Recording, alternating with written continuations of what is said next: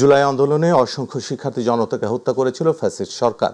হত্যাকারীদের ফিরিয়ে এনে বিচার কার্যকর করাই এখন মূল লক্ষ্য বলে জানিয়েছেন প্রধান উপদেষ্টার প্রেস সচিব শফিউল আলম। তিনি বলেছেন, আন্তর্জাতিক অপরাধ ট্রাইব্যুনালে প্রমাণিত হয়েছে ফ্যাসিস্ট সরকারের গণহত্যার চিত্র।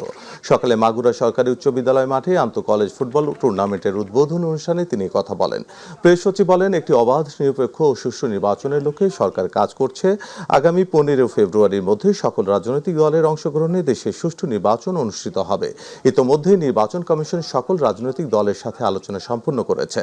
এছাড়াও অন্তর্বর্তী সরকার দেশে শান্তি ও সুষ্ঠু নির্বাচন চান বলে উল্লেখ করেন তিনি। বাংলাদেশের প্রত্যেকটা মানুষ, 18 কোটি মানুষ এখানে একতাবদ্ধ। তাদের ছেলে মেয়েদেরকে যারা খুন করেছে, যাদেরকে পঙ্গু করে দিয়েছে, যাদেরকে জীবনকে বিভীষিকাময় করে দিয়েছে, আমরা তাদেরকে বাংলাদেশে এনে বিচারের আওতায় রাখবই। এটা আমাদের দায়, এটা আমাদের করতেই হবে। এই জায়গায় কোনো ছাড় নাই এবং আমি আবারও বলছি, এটা আমাদের